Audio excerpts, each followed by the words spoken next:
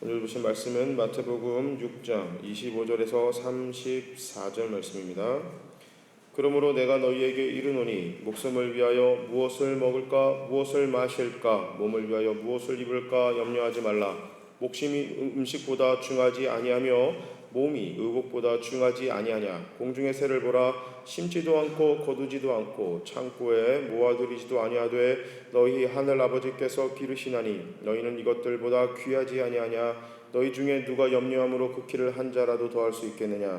또 너희가 어찌 의복을 위하여 염려하느냐. 들의 백합화가 어떻게 자라는가 생각하여 보라. 수고도 아니하고 길쌈도 아니하느니라. 그러나 내가 너희에게 말하노니 솔로몬의 모든 영광으로도 입은 것이 이 꽃 하나만 갖지 못하였느니라. 오늘 있다가 내일 아궁이에 던져지는 들풀도 하나님이 이렇게 입히시거든 하물며 너희일까 보냐. 믿음이 적은 자들아, 그러므로 염려하여 이르기를 무엇을 먹을까 무엇을 마실까 무엇을 입을까 하지 말라. 이는 다 이방인들이 구하는 것이라. 너희 하늘 아버지께서 이 모든 것이 너희에게 있어야 할 줄을 아시느니라. 그런즉 너희는 먼저 그의 나라와 그의 의를 구하라. 그리하면 이 모든 것을 너희에게 더하시리라. 그러므로 내일 일을 위하여 염려하지 말라. 내일 일은 내일이 염려할 것이요 한날의 괴로움은 그날로 족하니라. 아멘. 우리 옆으로 앞뒤로 인사하시겠습니다. 아름다우십니다. 아름다우십니다. 가끔 보면요, 과거에 사로잡힌 사람들을 보게 됩니다. 이제 그런 사람들의 특징은 왕년에 옛날에 전에는 내가 어떤 사람인지 아냐 이런 표현을 많이 사용합니다. 또 반대의 경우가 있어요. 현재에 머물면서 미래에 살고 있는 사람이 있습니다. 여러분, 이런 사람들을 이제 우리가 이제 몽상가라고 얘기하죠. 여러분, 꿈을 꾸는 게 나쁜 것은 아닙니다. 제가 이제 미래에 사로잡혀서 그냥 내가 지금 현재는 무시하고 내가 나중에 이렇게 하면 잘 될 거야. 이거 투자하면 잘 돼. 이렇게 꿈을 꾸는 사람들, 이거를 하면은 나중에 성공할 거야. 이게 꿈을 꾸는 게 나쁘다. 이렇게 얘기하는 것이 아닙니다. 문제는 꿈이 현실이 되기 위해 현재의 땀과 노력이 필요합니다. 그죠? 내가 꾸는 꿈이 현실이 되기 위해서는 현재가 정말 중요한데 이거는 내가 때로는 잠깐 무시하는 거예요. 현재는 열심히 하지 않고 미래의 꿈에 사로잡힌 사람들, 이 사람들을 이야기합니다. 자, 과거에 사로잡힌 사람은 예전 날씬할 때 입던 옷을 입기 위해 노력하는 사람이라면, 미래에 사로잡힌 사람은 몸에 맞는 옷을 사는 게 아니라 옷에 몸을 맞추려고 하는 사람입니다. 이게 이해가 되나요? 옷이 있어요. 옷이 있는데 그 옛날 옷이 이제 내가 살이 쪄서 더 이상 맞지 않는 거예요. 근데 과거에 사로잡힌 사람들은 맞지 않는 옷을 입으려고, 옛날에 내가 이미 살이 쪄서 몸에 안 맞는데 이 옷을 입으려고 내가 옛날에 그 옷을 못 입는데도 불구하고 그 옷을 옷장에 걸어놓고 옛날에 화려했던 그 모습을 상상하면서, 야, 내가 옛날에는 이뻤는데, 내가 옛날에 멋있었는데 저렇게 살을 뺄까 노력하지만 실제로는 그 옷이 나한테 전혀 맞지 않는다는 것을 인정하지 않는 거고요. 또 이제 미래에 사는 사람들은 지금 내가 지금 안 맞는 옷을 산 거예요. 사가지고 이 옷을 이제 옷에 이제 몸을 맞추려고 노력은 하는데 노력은 하지 않고 그 옷만 보면서 나중에 예를 들어서 한 달 뒤에 내가 졸업식이 있는데, 한 달 뒤에 내가 큰 행사가 있는데 이 옷을 입으면 멋있을 거야. 그런데 현재 내 몸매는 그 옷을 입을 몸은 아니다. 현실감이 떨어진다는 얘기죠. 근데 이 두 경우 굉장히 안타깝습니다. 왜냐하면 그러니까 다시 말해서 바로 지금이 행복하지 않은 거예요. 바로 지금이 행복하지 않으니까 자꾸 과거에 사로잡히는 거고요. 지금이 행복하지 않으니까 내 미래를 보면서 헛된 꿈만 꾸고 있는 것입니다. 지금이 행복하지 않기에 과거나 미래에 사로잡히는 사람들이 있습니다. 그러나 성경에서는 지금 내 모습이 과거에 비해 초라해도 주님은 지금 나를 가장 소중하게 여기시며 함께 하십니다. 미래의 꿈보다 지금 나의 처지가 볼품없어도 주님은 세상에 그 무엇보다 나를 사랑하시며 지금 함께 계십니다. 여러분, 이게 참 대단하시잖아요. 임마누엘이란 뜻이 뭐예요? 내가 언제나 어디서나 너와 항상 함께 하겠다. 예수님이 승천하시기 전에 한 가장 마지막 약속이 임마누엘입니다. 내가 너와 항상 함께 하겠다. 그러니까 너가 무엇을 하든지 간에, 너가 어떤 상황에 처해졌든지 간에 내가 너와 항상 함께 하겠다. 주님이 이 약속하셨거든요. 과거에 함께 하였다도 아니고 미래에 함께 할 거다도 아니고 바로 지금 내가 너와 항상 함께하겠다. 이것이 바로 주님이 우리를 한 약속입니다. 이게 괜찮죠? 좋잖아요. 이거 들으면 이거 참 이게 든든할 법한데요. 그런데 그것만으로 만족하지 못하는 게 문제입니다. 이게 만족이 되나요? 주님이 나와 항상 함께하겠다. 이 약속이 만족이 되십니까?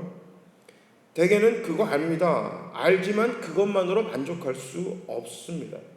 세상의 모든 것이 다 하나님으로부터 나왔다고 고백하고 믿는다고 아무리 외쳐도 만족하지 못하고 사는 경우가 허다합니다. 하나님이 함께 하시는 것보다 학점을 더 높게 받는 게 좋습니다. 하나님이 함께 하시는 것보다 우리 자녀들이 공부를 잘하는 게 더 좋고요. 하나님이 함께 하시는 것보다 좋은 직장에 들어가는 것이 더 좋습니다. 하나님이 함께 하신다는 이 약속보다 지금 당장 내 통장에 돈이 조금 넉넉하게 있는 것이 더 좋다. 이건. 미국에 살 때 이제 미국은 이제 그 세금을 다 내요. 이건 종교인들도 다 내고 다 내요. 그냥 원천 징수에서 다 내니까 이게 돈을 냅니다. 근데 이제 그 세금을 띄는데 이제 일정의 월급이 되지 않는 사람들이 세금을 정직하게 내면 나중에 세금을 이제 신고하고 다 할 때 나중에 그 환급을 하는데 굉장히 많이 돌려줘요. 몇백 불씩 이렇게 돌려주거든요. 세금을 다시 돌려주는데 그 주 예배가 은혜롭지 않아도 그 주에 내가 기도 생활이 만족하지 못할지라도 내가 성경을 큐티를 하고 하나님 말씀을 읽으면서 큰 은혜를 받지 못해도요. 갑자기 그 세무국에서 연락이 옵니다.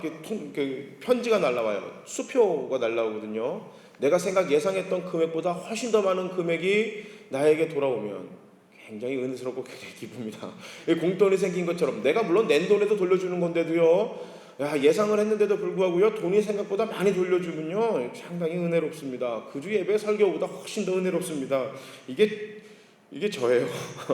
여러분들은 어떠신지 모르겠는데 저는 굉장히 좋더라고요. 이게 한 300불 정도 예상했는데 한 번은 650불이 들어왔어요. 30만 원을 예상했는데 65만 원을 세무서에서 돌려준 거예요. 여러분, 이거 굉장히 은혜롭고 굉장히 좋습니다.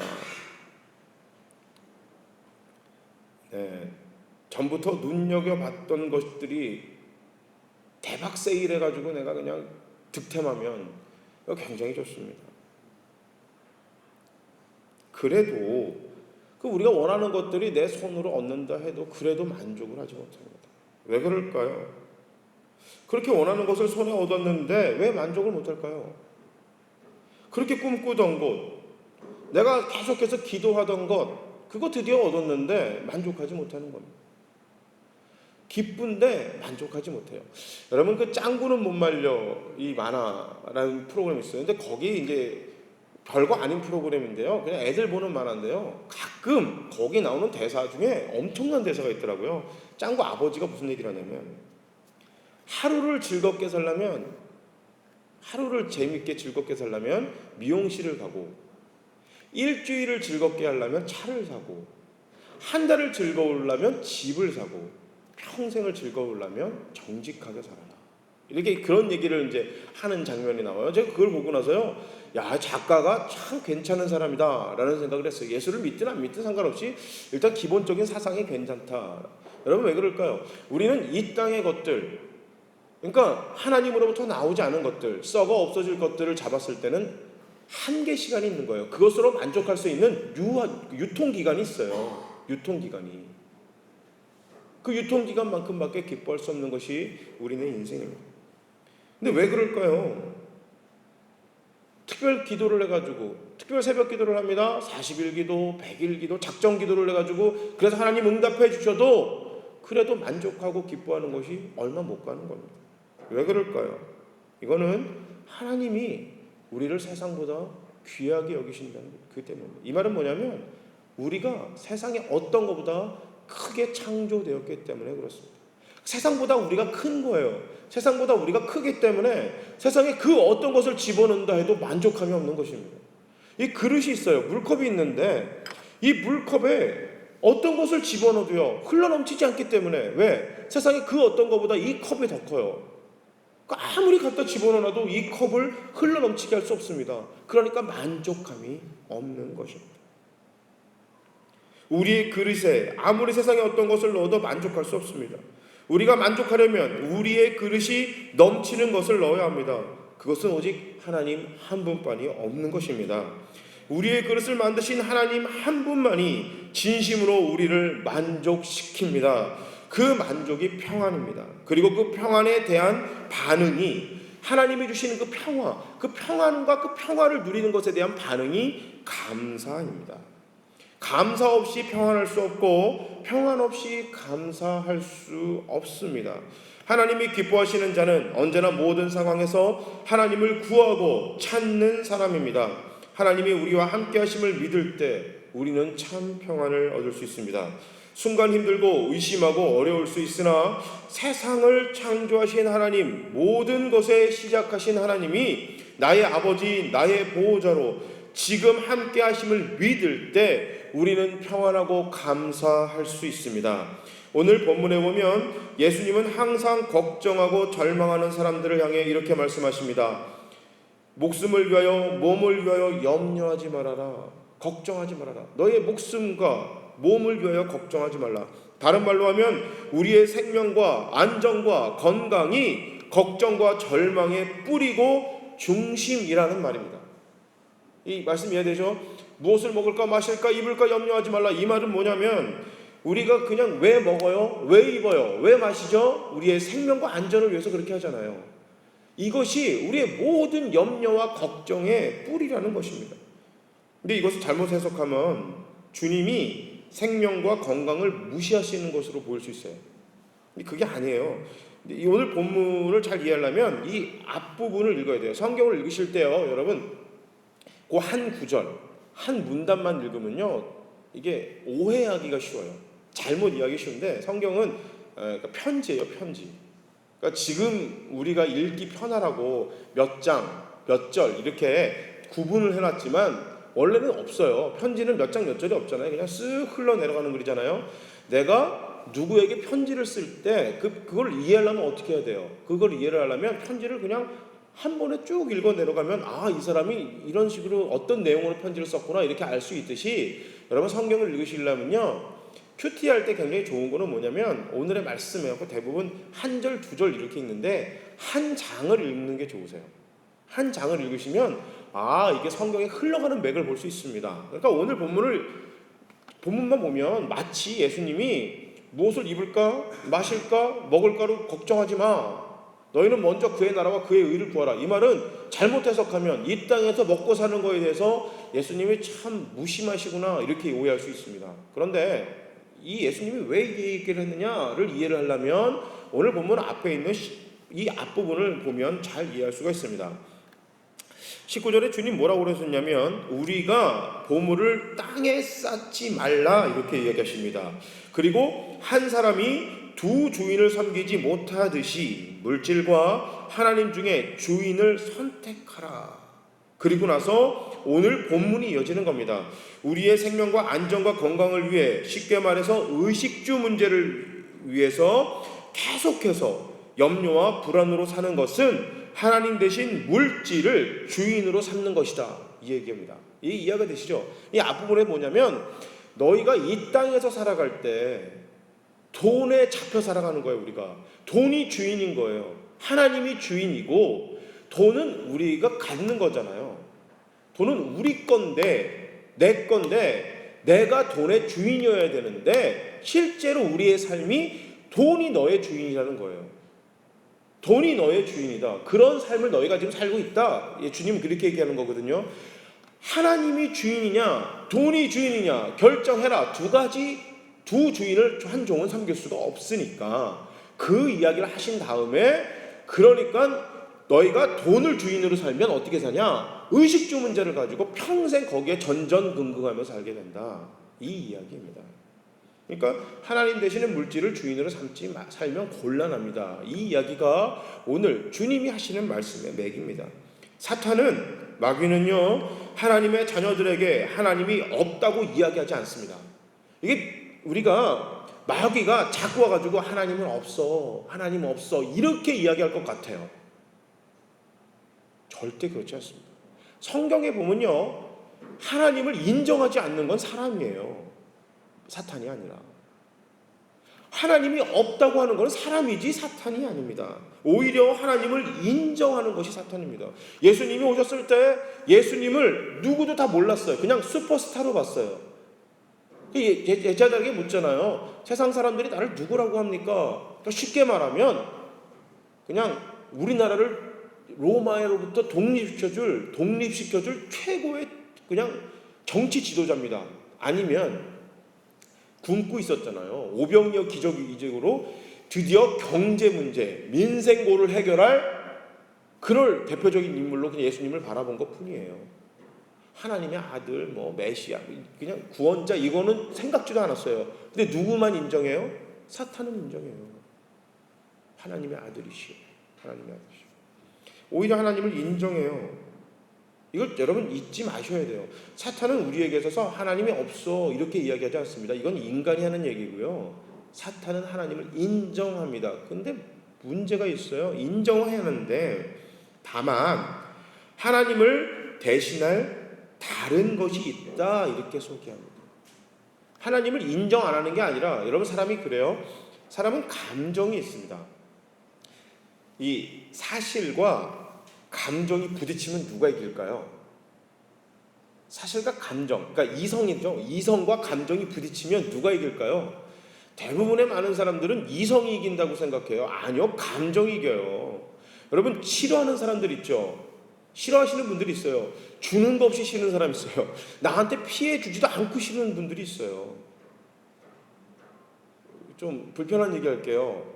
일본이 우리나라의 역사적으로 좀 불편하게 만든 건 사실이죠. 우리나라 식민지로 삼았으니까. 그러나 실제로 지금 사는 우리 젊은 세대나 여러분들은 우린 식민지를 거친 사람도 없어요. 여기 계신 분들 중에 혹시 그 독립군 가정, 독립 운동을 하셨던 그 후손들이 계시나요? 계실 수도 있겠죠. 근데 대부분 그런 가정들이 많이 없죠. 그런데도 지금 축구 시합을 하면 어떻게 돼요? 일본이랑 스포츠 경기를 하든지 뭐를 하면 우리는 무조건 이겨야 돼요. 감정이 싫은 거예요. 이성적으로 이걸 따지기 전에 그냥 싫은 거예요. 감정적으로. 여러분 맞습니다. 사탄이 우리에게 하나님 없어 그러면 감정을 상하게 만듭니다. 믿는 자들의 감정을. 그렇기 때문에 우리는 더 반발적으로 하나님을 더욱더 찾게 되고 있어라고 나오게 합니다. 그런 사탄은 지혜롭습니다. 사탄은 하나님을 없다고 인정하지 않습니다. 하나님 계셔. 그러나 하나님을 대신할 다른 것도 있다라고 이야기를 합니다. 태초부터 이 방법이 아주 잘 먹혔습니다. 태초부터 이 방법이 아주 잘 먹혔어요. 자, 처음 남자 여자에게 하나님이 없다 이야기하지도 않았습니다. 창세기 3장에 볼 때 사탄이 여자와 남자에게 등장해서 하나님 없어 라고 이야기하지 않았습니다. 하나님을 버리라고 말하지도 않았습니다. 하나님을 믿지 말라고도 하지 않았습니다. 단지 하나님을 대신할 것이 있다고 말할 뿐이었습니다. 무엇이 하나님을 대신할 수 있다 했죠? 선악과요? 아니에요. 여러분 선악과가 하나님을 대신한다고 이야기한 게 아니에요. 선악과를 먹으면 너가 하나님 될 거야. 이게 사탄이 얘기한 거예요. 하나님을 대신할 게 누구냐? 바로 너라는 거예요. 바로 너가 하나님이 되면 하나님이 필요 없잖아. 아니면 말고. 바로 이거예요. 아니면 말고. 자, 너가 하나님 될 거다가 아니에요. 하나님이 될 수도 있어. 영어 성경에 보면은 굉장히 잘 나와 있어요. may예요, may. may는 뭐냐면 이게 그럴 수도 있고 아니면 말고 이런 거예요. 굉장히 참 교묘하죠. 선악과를 따먹으면 너가 하나님 될 거야. 근데 하나님 뭐가 필요 있겠어? 아니면 말고 이런 식으로. 그런데 이게 정말 황당한 거짓말이죠. 피조물이 창조주가 되려면 적어도 자기를 창조한 창조주의 허락이 있거나 아니면 그 창조주를 뛰어넘는 어떤 존재가 이 문제를 해결해 줘야 됩니다. 맞죠? 내가 창조주가 되려면 나를 만드신 하나님이 그래 너도 창조주 해 라고 인정을 해주시든지 그렇게 해주시든지 아니면 우리 하나님보다 더 뛰어난 존재가 더 크신 분이 우리를 하나님과 동등된 존재로 만들어주는 거 이 두 가지 방법밖에 없어요. 그죠? 그런데 사탄은 하나님을 인정한다니까요. 누구로요? 창조주 하나님으로 인정해요. 하나님을 인정하는데 다시 말해서 사탄은 우리를 하나님 만들어주지 못해요. 우리도 스스로 하나님이 될 수가 없습니다. 그런데 사탄은 그게 가능하다 이야기합니다. 돈이 있으면 근데 거기서 너에서 또 다른 걸로 슬슬 바꾸고 시작합니다. 돈이 있으면 하나님 없어도 될 거예요. 다시 말해서 돈이 있으면 너가 하나님이 될 거야. 돈이 있으면 너가 하나님이 될 거야. 명예가 있으면 너가 하나님이 될 걸. 권력이 있으면 너가 하나님이 될 거야. 그런데 이게 참 재밌어요. 사탄은 하나님을 인정하는데 사람이 하나님을 인정하지 않습니다. 이 말은 뭐냐면 태초에 남자와 여자가 하나님을 하나님으로 인정했으면 선악과 먹을 일이 없습니다. 왜? 이 말이 거짓말인지 알기 때문입니다. 불가능한 것인 걸 알기 때문입니다. 왜요? 하나님이 될 수 없습니다. 하나님을 하나님으로 인정한 사람들은 우리가 알잖아요. 내가 하나님 될 수 없음을 하나님을 인정하니까. 돈이 됐든 뭐가 됐든 내가 하나님 될 수 없음을 우리는 압니다. 하나님을 인정하기 때문에 그렇습니다. 아무리 죽어있는 사람을 저희가 하나님이 큰 능력을 주셨어요. 아무리 그래도 내가 하나님을 인정하는 한, 내가 죽은 사람을 안수해서 살려놓는 능력이 있다 할지라도 내가 하나님을 인정하는 한 저는 하나님이 될 수 없음을 알아요. 왜요? 이 능력이 어디서부터 왔죠? 하나님으로부터 왔습니다. 그러니까 하나님 없이는 나는 이런 능력을 할 수 없음을 아는 거예요. 내가 나 된 것이 다 하나님의 은혜다. 이 고백을 하는 한, 그런 감사의 고백을 하는 한 내가 교만해질 수도 없습니다. 하나님을 인정하는 한. 그러나 하나님을 인정하지 않을 때 내가 하나님이 되는 그런 큰 우를 범합니다. 하나님이 인정하지 않을 때 내가 돈이 있으면 하나님 자리에 앉는 것입니다. 하나님을 인정하지 않으니까 하나님 자리에 우리는 앉는 겁니다.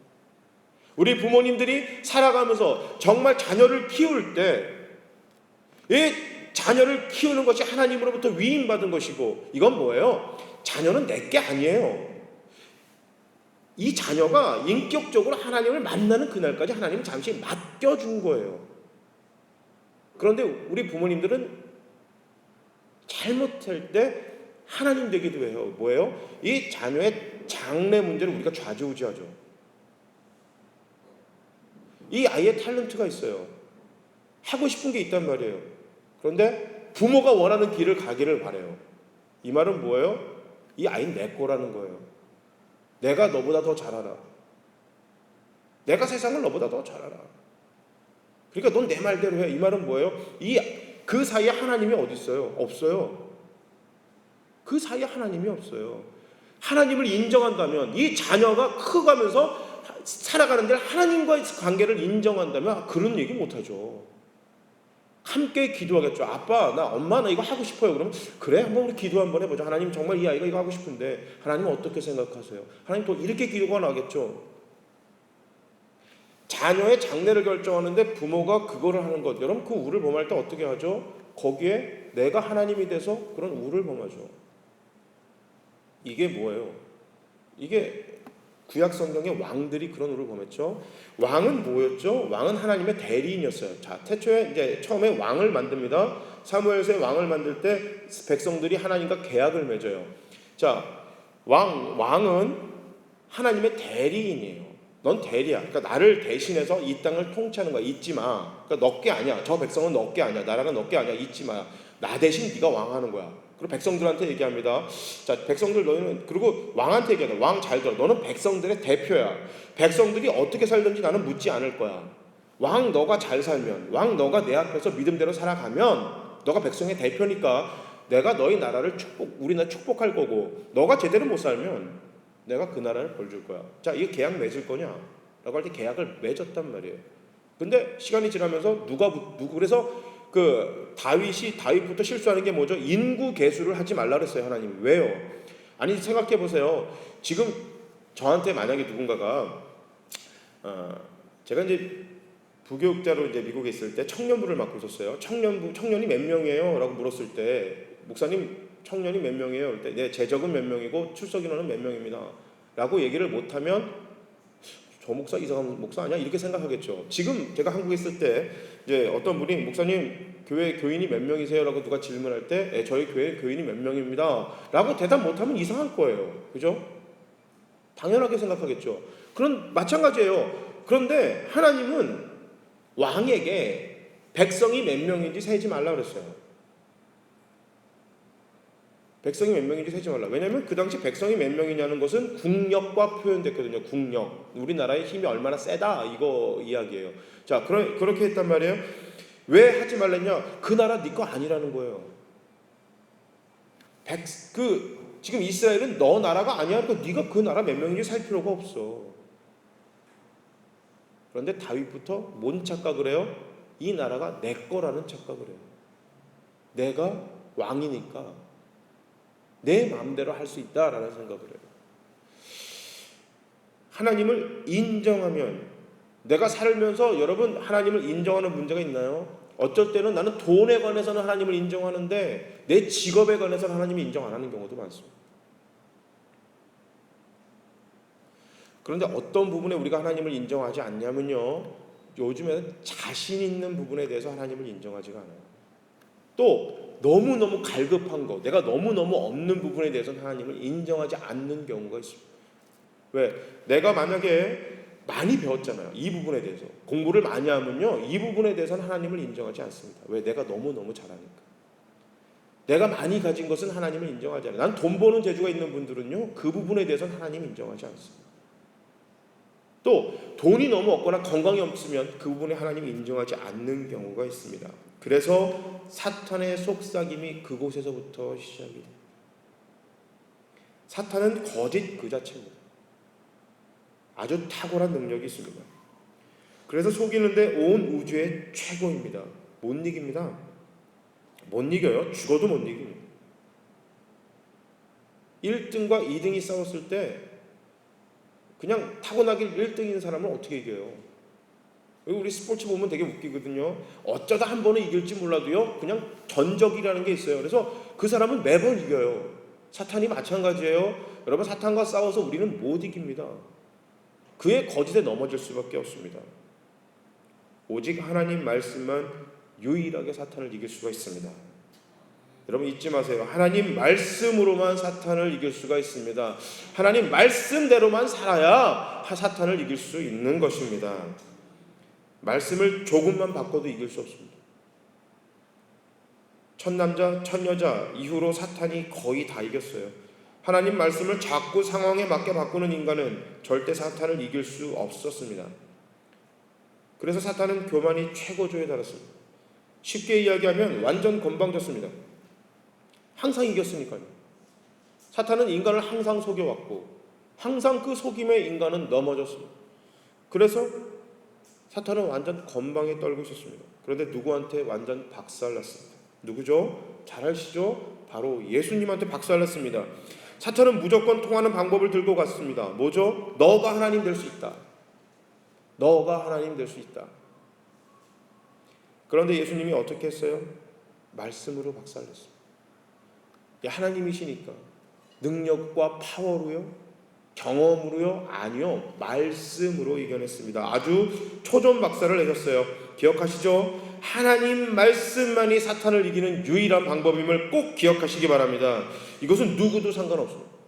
심지어 예수님조차도 이 모습을 몸소 보여주셨습니다. 하나님 말씀만이 유일한 이기는 거다. 그런데 이 말씀을 언제 사용했죠? 예수님이 성령에 푹 잠긴 은혜 후에 이 말씀을 사용하셨어요. 왜 사탄이 성령의 은혜를 받은 후에야 예수님을 공격했을까요? 아니 성령 충만 40일 그 금식 기도하시기 전에 사탄이 공격하는 게 더 나을 뻔하잖아요. 그런데 왜 사탄이 그 은혜 최고로 하는 예수님께서 기도하시고 받은 후에 사탄이 예수님을 공격했을까요? 그것은 은혜 받은 후에 무너뜨려야 완전히 부서뜨릴 수 있기 때문입니다. 언제 가장 시험 많이 드냐? 내가 은혜 많이 받았을 때 시험을 많이 듭니다. 내가 높이 올라갈수록 떨어지면 충격이 큽니다. 그냥 여러분 교회에 다닐 때 시험 드는 분들이 어떤 분들이 시험 들까요? 그냥 주일날 올림픽 정신 갖고 교회 나오시는 분들은 크게 시험을 들지 않습니다. 네, 교회 와서요 그냥 졸고 자고 이런 분들이 시험 안 들어요. 여러분 교회 돈 문제 가지고 시험 드는 분들은 교회 물질 때문에 시험 드는 분은 어떤 분들이에요? 헌금 내는 분들이 교회 물질 때문에 힘들어요. 헌금 안 하시는 분들은요, 여러분 교회 물질 갖고 시험 안 듭니다. 정말로요. 교회 사람과의 관계 어떤 것 때문에 시험 들까요? 사람들 많이 만나고 봉사하는 사람들이 그것 때문에 시험이 듭니다. 우리가 은혜 많이 받았을 때 넘어지기 쉬움을 꼭 기억하시기 바랍니다. 은혜의 깊이만큼 사탄의 유혹과 시험이 강력해집니다. 그런 경험 있으신가요? 은혜 받아 뭔가 꿈틀대려 하는데 세상이 날 가만히 놔두지 않는 경우 있는가요? 삶을 고단하게 만들든가 사이를 갈라놓든가 뭐 많죠. 방법은 참 많습니다. 은혜를 체험한 만큼 시험이 넘어졌을 때 많이 부서집니다. 하나님을 아는 만큼 시험이 깊어집니다. 그래서 사탄은 은혜가 넘치는 것을 호시탐탐 노립니다. 마치 저격수처럼 노립니다. 저격수가 일반 병사들 이렇게 쏴서 맞히나요? 여러분 전쟁을 하는데 내가 저격수예요. 저격수 아시죠? 스나이퍼 이렇게 몰래 숨어 있다가 빵 사람 쏘는 아주 그냥 백발백중인 사람이에요. 그 사람들이 일반 병사들 쏘나요? 아니에요. 장군을 쏴요. 거기 대장 쏜다니까요. 왜? 대장이 넘어져야 그게 무너지니까. 이 말은 뭐냐면 그냥 내가 밋밋한 생활할 때 사탄 크게 공격하지 않는다. 여러분 내 마음이 계속해서 갈급해지고 힘들어집니까? 예수를 믿는 게 너무너무 쉽지가 않습니까? 이럴 때는 내가 그래도 잘 가고 있었다라는 얘기입니다. 이런 이야기하면 어떤 분들은 이렇게 말하기도 합니다. 그럼 난 적당히 믿어야겠네요. 그럼 적당히 시험 들겠죠. 아니요. 대단한 착각입니다. 사탄은 그런 사람이 절망과 교만의 늪에 빠져 절대 헤어나지 못하게 꼭 그만큼만 빠뜨립니다. 그러니까 절대 키예요. 이건 뭐냐면 곱하기 2 이것처럼 그만큼 내가 적당히 믿으면 적당히 믿을 때 거기서 못 빠져나올 계속과 절망과 교만에 빠지게 만든다. 더하면 살려달라고 발버둥 치니까 꼭 그만큼만 빠지게 만듭니다. 이렇게 잡아서 놓아서 그 사람만 천국 가면 사탄은 성공한 거예요. 여러분 내가 예수 믿어가지고 평생 전도하지 않고 예수님 앞에 섰을 때 너 뭐 하다 왔냐? 그럴 때 여러분 생각해 보세요. 예수님 앞에 섰을 때 무슨 얘기 하시겠어요? 아니 내가 예수님 앞에 섰을 때 여러분 무슨 얘기 하시겠어요? 내가 대학 가서 무슨 전공한 거예요? 내가 어떤 직장으로 돈을 어떻게 번 거예요? 내가 얼마나 힘들게 자녀들 키운 거 이 얘기 하시겠어요? 예수님 만나서? 여러분 박지성 선수 국가대표 축구선수 되게 좋아하시죠? 박지성. 그 박지성 선수를 여러분들이 만나면 무슨 얘기 하시겠어요? 축구 얘기를 제일 많이 하지 않을까요? 아무리 축구를 몰라도. 내가 예수님 만나면 무슨 얘기를 제일 많이 하시겠어요? 예수님이 가장 좋아하는 거 얘기하겠죠. 예수님이 뭐 좋아하세요? 예수님 좋아하시는 거 유일한 거 딱 하나 있어요. 바로 영혼 구원이에요. 그런데 내가 평생 살면서 전도 한 번 해본 적이 없어요. 나 때문에 예수 믿은 사람이 한 명도 없단 말이에요. 그럼 누가 성공한 거예요? 사탄은 성공한 거예요. 심지어 내가 예수를 배반해가지고 예수 믿지 않고 예수님을 배반해가지고 다시 지옥 가는 거, 사탄이 그 정도가 최고의 목표이겠지만 그 정도 바라지도 않을 겁니다. 왜? 나 하나만, 어차피 놓친 물고기니까 쟤 하나만 그냥 천국 가면 사탄은 성공하는 겁니다. 우리 가족 중 나 하나만 예수 믿어 천국 가면 성공하는 겁니다. 우리 직장에 나 하나 예수 믿어 천국 가면 성공한 거예요, 사탄은. 그러다 운 좋아서 그 사람이 하나님 버리면 대박 나는 거고요. 그래서 더 문제입니다. 자신이 무슨 상황인지 알 방법이 없어요. 그것을 아는 것, 내가 지금 어떤 상황인지 아는 것, 오직 성령님의 인도하심과 말씀뿐입니다.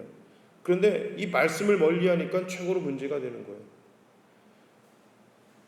믿기로 했으면, 믿어보기로 작정했으면 완전히 올인하시기 바랍니다. 대충 하지 마세요. 학점 D 맞고 행복하신 분 계신가요? 학점 C 맞고 행복하신 분 계세요? 아니 내가 어쩔 수 없이 공부하는 것도 아니 그거 내가 그냥 어쩔 수 없이 공부하는 것도요 60점 맞으면 괴로워요. 70점 맞으면 기분 안 좋잖아요. 여러분 교수님이나 부모님이나 회사 상사에게 칭찬받고 싶지 않으십니까? 후배들에게 존경받고 싶지 않으세요? 아니면 그냥 무시당하고 살고 싶으십니까? 아니 전 싫어요. 저는 인정받고 칭찬 듣고 싶습니다. 그런데 왜 하나님한테는 인정받고 싶지 않으십니까? 왜 사탄의 무시는 그냥 그 몸소 그대로 받으세요? 사탄이 무시하는 사람 되고 싶으세요? 내가 기도하지 않는데, 말씀 보지 않는데, 내가 복음을 전하며 살지 않는데도 불구하고 내 삶에 큰 문제가 없다면 사탄이 여러분들을 무시하는 겁니다. 가만 놔둬도 되니까. 사탄이 이렇게 얘기할지도 몰라요. 야야, 쟤는 그냥 발목만 담그면 돼. 냅둬라 냅둬. 괜히 더 건드리지 마라. 그냥 더 건드리다 하나님 찾을라. 이렇게 사탄에게 무시당하고 싶으신가요? 일주일에 그냥 주일날 예배 한 번만 나오는데도 내 삶이 예수 믿는데 전혀 문제가 없어요.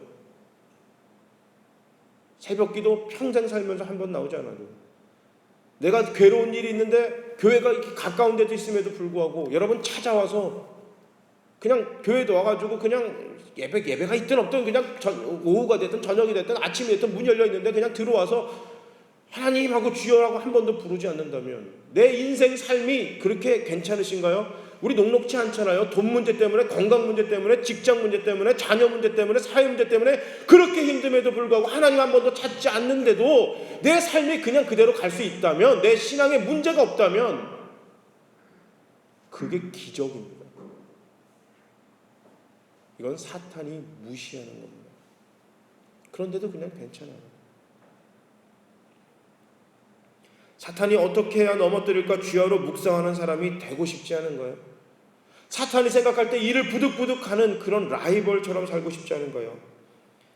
여러분 잊지 마세요. 내가 하나님 말씀대로 살려고 그러는데 갑자기 삶이 고단해진다면 내가 정말 더 큰 은혜 받을 수 있는 찬스구나 이렇게 구하고 여러분 감사하시기 바랍니다. 이거는 하나님뿐만 아니라 사탄이 날 드디어 인정하기 시작한 것입니다. 예수님은 오늘 본문을 통해 걱정과 불안에 대해 세 가지로 말씀합니다. 첫 번째, 불신앙에 너가 걱정하고 불안한 이유는 불신앙 때문입니다. 두 번째, 이건 전혀 무익한 거다. 세 번째, 어리석은 거다. 이렇게 이야기합니다. 다시 말해서 하나님의 자녀답지 못하다라는 이야기입니다. 24절에 하나님의 자녀들은 물질과 하나님 두 주인을 섬기지 못한다 이렇게 이야기하시고 25절부터 염려하지 마라. 물질 때문에 걱정하지 마라 이렇게 이야기합니다. 누가복음 21장 34절에 말세가 되면 성도들이 빠지기 쉬운 악이 세 가지 있다 이야기합니다. 첫 번째 방탕이고, 둘째는 술 취하는 것이고, 세 번째가 염려다, 걱정이다. 여러분 방탕한 건 좀 이해가 되시죠? 술 취하는 것도 이해가 되죠. 근데 우리가 방탕한 것과 술 취한 것과 똑같은 게 뭐냐? 바로 걱정하는 거랍니다. 왜 방탕해요? 왜 술 취해요? 하나님이 인정하지 않기 때문에 그렇습니다. 내 삶에 하나님이 인정하지 않기 때문에 방탕할 수 있는 거고, 내 하나님이 인정하지 않기 때문에 술 취하는 겁니다. 내가 하나님을 인정하지 않기 때문에 걱정에 빠진다. 똑같다는 것입니다. 하나님이 아닌 다른 곳에 사로잡힌 불신앙의 결과이기 때문에 걱정한다. 예수님이 이렇게 얘기하는 겁니다. 교만과 절망은 같습니다. 왜냐하면 두 경우 모두 하나님 없기 때문입니다. 하나님이 삶에 없기 때문에 교만하고 하나님을 삶에 인정하지 않기 때문에 절망하는 겁니다. 그래서 34절에 그러므로 내일 일을 위하여 염려하지 말라. 내일 일은 내일이 염려할 것이고 한날 괴로움은 그날의 족하다 이렇게 말씀하십니다. 내일이라는 것이 뭐예요? 이것은 아직 나에게 이르지 아니한, 아직 나에게 도착하지 아니한 시간입니다. 이것은 내게 아니다. 그것은 내일입니다. 내게 아닌 게 내일이에요. 우리는 지금이라는 시간과 지금이라는 장소에 삽니다. 헨리 나우엔이라는 굉장히 영성신학자가 뭐 얘기하냐면, 염려한다는 것은 아직 내 앞에 오지도 아니한 시간과 장소를 부정하고 타락한 것으로 가득 채우려고 하는 것이다. 이렇게 정의하고 있습니다. 내 마음에 걱정과 염려로 자꾸 차오르기 시작하면 여러분 불안해집니다. 두려워지고요. 의심이 많아집니다. 그러다 보니까 욕심으로 가득 차고요. 조급해집니다. 결국 나중에 우울해지기까지 합니다. 그래서 예수님은 염려하는 것은 지금 사는 사람이, 지금만 사는 사람이 존재하지도 않는 시간과 아직 오지도 않는 상황에 대한 두려워하는 어리석음이다. 예수님께서 오늘 본문에 이렇게 얘기하시는 거예요. 그러니까 너희가 걱정하냐, 염려하냐, 이거 어리석은 거고 쓸데없는 거다라는 거예요. 그냥 지금 바로 지금 내 앞에 있는 거 최선을 다해서 해. 예수님께서 이 얘기하십니다. 그런데 감사하게도 우리 주님께서 이것을 이겨내는 방법을 본문에 함께 해주셨어요. 그냥 야 걱정하는 게 어리석은 거야 이렇게만 이야기했으면 하나님은 정말 우리 모르시는 거예요. 지금 당장 힘들어 죽겠는데요. 지금 당장이 힘든데요. 그러면 어떡할까요? 우리 다 이렇게 질문할 수 있잖아요. 이 질문에 예수님 해답까지 주셨어요. 그것이 바로 하물며 너희일까 보냐의 믿음입니다. 30절에 오늘 있다가 내일 아궁이에 던지우는 들풀도 하나님이 이렇게 입히시거든 하물며 너희일까 보냐. 이 제자들에게 예수님 이렇게 말씀하셨습니다. 공중의 새도 먹이시는 하나님, 들의 백합화도 입히시는 하나님이 우리를 먹이고 입히십니다. 모든 창조물보다 우리를 더 심히 보기 좋아하시고 사랑하시는 하나님이 바로 우리의 아버지입니다. 하나님은 그 무엇보다 우리를 사랑하신다는 믿음이 모든 염려를 이겨내는 신앙인의 자세다 이렇게 이야기하고 계십니다. 주님은 우리의 있어야 할 것들을 이미 다 아십니다. 하나님이 내 사정을 누구보다 이미 다 알고 계십니다. 심지어 나보다 더 잘 알고 계십니다. 그러므로 우리는 걱정하지 말고 하나님이 우리에게 맡기신 사명을 다 하라. 우리 주님 이렇게 이야기하고 계십니다. 언제요? 바로 지금 다 하라는 것입니다. 지금이 은혜 받을 때고 지금이 은혜를 나눌 때다. 주님 이렇게 이야기하십니다.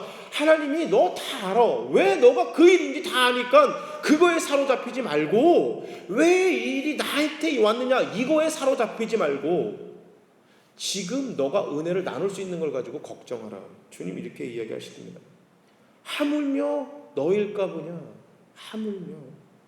하물며 하나님이 나를 책임지지 않으시겠는가. 이 말씀을 붙들고 모든 어려움 속에서 의연한 자세를 취하라는 것입니다.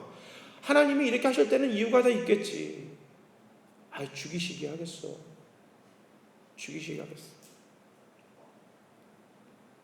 오늘 본문을 빌립보서 4장 6절과 7절로 사도 바울은 요약해서 이렇게 얘기합니다. 아무것도 염려하지 말고 다만 모든 일에 기도와 간구로 너희 구할 것을 감사함으로 하나님께 아뢰라. 그리하면 모든 지각에 뛰어난 하나님의 평강이 그리스도 예수 안에서 너희 마음과 생각을 지키시리라. 괜찮죠? 이 말씀을 잘 살피면 우리의 구할 것을 감사함으로 하나님한테 말하면 하나님이 어떻게 하신다고 그랬죠? 너희의 필요를 채워주실 것이다? 아니죠. 너희 마음과 생각을 지켜줄 것이다. 누가요? 모든 지각에 뛰어나신 평강의 예수님이 우리의 마음과 생각을 지켜줄 거래요. 어떻게요? 제일 처음에 어떻게 해요? 감사함으로 기도하는 마음을. 감사함으로. 어떤 거요? 너의 걱정거리를 감사함으로 기도하기 시작했던 그 마음과 생각을 계속해서 우리 주님이 지켜주실 것이다. 예수님이 우리에게 평안을 주실 것입니다. 언제요? 우리가 감사할 때. 평안을 주시고 평안하면 또 감사하시겠죠. 우리가 감사할 때 주님이 평안을 주시고 우리가 평안하면 또 감사하고 이거는 다람쥐 쳇바퀴처럼 계속해서 반복해서 오는 겁니다. 다시 말해서 감사와 평안은 절대 분리해서 생각할 수 없다는 것입니다. 감사가 없는 곳에 교만과 절망이 있습니다. 절망이라 쓰고 교만이라고 읽는 것입니다. 그리고 그 뜻은 하나님 없음입니다. 여러분 지금 감사하신가요? 감사하지 않으면 감사의 거리를 발견하시려고 노력하시기 바랍니다. 하나님께 힘들다고 투정 부리는 것도 감사죠. 안 그런가요? 하나님 죽겠어요. 이것도 감사해요. 왜냐하면 들으실 분이 있다는 거잖아요. 나는 그 기도할 수 있는 존재가 된 게 얼마나 큰 감사인가요? 여러분 그러므로 감사는 못하는 게 아니라 안 하는 겁니다. 감사는 못하는 게 아니라 안 하는 겁니다. 여러분 죽겠다고 해도 한번 과거를 한번 돌아보세요. 지금보다 더 죽을 만한 일도 있었다. 지금보다 더 죽을 만한 일도 하나님이 잘해주셔서 여기까지 오는 경우가 많습니다. 그렇다면 하나님 지금 잘해주시겠지. 앞으로 더 잘해주시겠지. 그게 감사해요. 데살로니가전서 5장 16절 18절에 보면 항상 기뻐하고 쉬지 말고 기도하고 범사에 감사하라. 이는 그리스도 예수 안에서 너희를 향하신 하나님의 뜻이다. 바로 지금 기뻐하고 지금 기도하고 지금 감사하라. 이런 뜻입니다. 언제나 지금 기도하고 지금 기뻐하고 지금 기도합시다. 어제도 내일도 아닌 바로 지금 감사합니다. 모든 상황에서 감사할 수 있는 것은 평강의 주님이 지금 나와 함께 하시기 때문입니다. 여러분이 돈이 없어도 감사할 수 있는 저와 여러분이 되시길 바랍니다. 직장이 잘 안 돼도 한번 감사해 봅시다. 사는 게 이게 녹록치 않고 고단해도 하나님께 한번 감사해 봅시다. 사탄은 하나님이 심으신 지금 이곳이 아니라 너가 원하는 곳에 심겨져 꽃을 피우고 열매 맺어라 이렇게 이야기합니다. 지금이 아니라 너가 원하는 곳에 가서 원하는 시간에 가서 감사할 수 있어 이렇게 이야기하지만 여러분 속지 마시길 바랍니다. 절대 속지 마세요. 지금 하나님이 심기운 바로 이곳에서 꽃피고 열매 맺는 것이 바로 하나님의 사람들인 것입니다. 그것이 성령의 사람들이고 하나님이 기뻐하시는 자들입니다.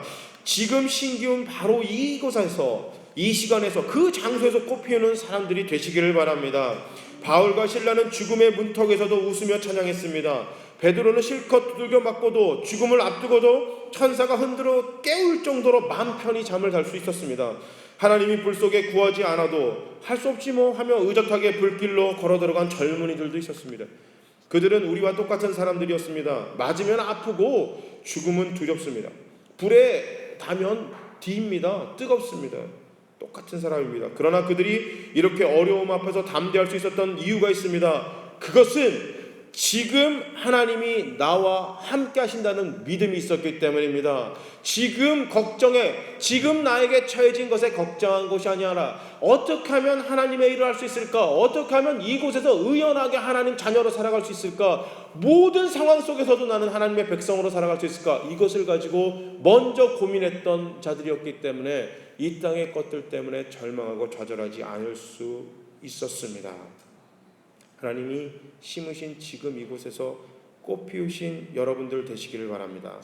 우리 짧은 영상 하나 잠깐 볼게요. 짧은 한 3분 정도 되는 영상인데요. 그 영상 잠깐 보시고 나서 우리 말씀 마무리하도록 하겠습니다.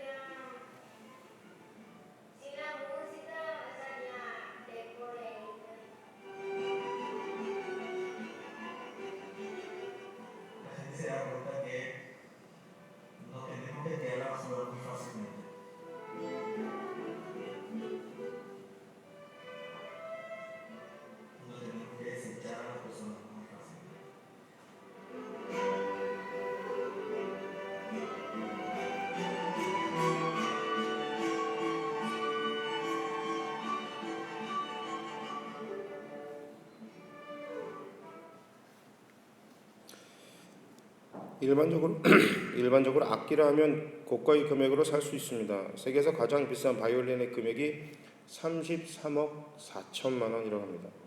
이거 뭐 한글 하나도 안 나와도 무슨 내용인지 대충 이해가 가시죠? 파라과이의 카테우라 지역의 한 빈민촌의 이야기입니다. 아이들은 버려진 악기, 기름통, 폐 목재 등을 모아 만든 재활용 악기로 연주한다고 합니다.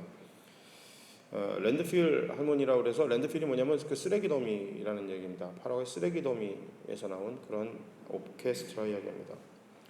선율이 너무도 근사한 이 악기들은 사실 버려진 악기나 기름통, 폐목재 같은 쓰레기로 만들어졌습니다. 매일 1,500톤의 쓰레기가 버려지고 이곳에 사는 주민들은 쓰레기 매립지에서 나온 쓰레기를 재활용해 생계를 유지하고 있습니다. 이곳의 아이들은 교육 환경이 취약하고 마약이나 폭력에 노출되기 쉬운 환경에서 자라고 있습니다. 처음 고물상이었던 이제 아까 나왔던 그 남자, 안경 쓴 남자분이에요. 니콜라스 고메즈라는 분이 이곳의 아이들을 위해 쓰레기 더미에 버려진 악기, 기름통, 폐목재, 유리병, 캔 등을 모아서 이것을 결합하여 악기를 만들면서 시작했습니다.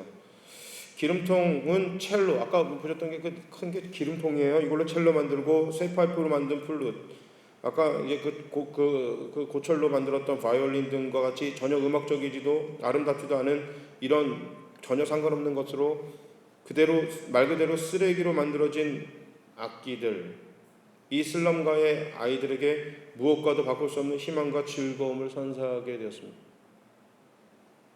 이 지역의 주민들의 목표는 훌륭한 뮤지션을 길러내기 위함이 아니라 단지 이곳의 아이들이 훌륭한 사람, 생각할 수 있는 사람, 지금 현실에 안주하고 절망에 빠지지 않는 희망을 꿈꾸는 사람들이 되어지기를 원해서 이 일을 시작했다 합니다. 하나님이 심으신 이곳에서 지금 감사의 꽃을 피웁시다. 하나님이 지금 나를 심으신 곳에서 지금 성령의 열매를 맺으십시다. 어떤 상황에서도 무슨 환경에서도 지금 바로 담대함의 꽃을 피우시기 바랍니다. 하나님이 나와 함께, 바로 지금 나와 함께 하십니다. 내가 절망 속에서 허덕일 때도, 또 내가 반대로 교만함에 건방 떨 때도 하나님은 언제나 나와 함께 하십니다. 그 신실하신 하나님을 믿읍시다.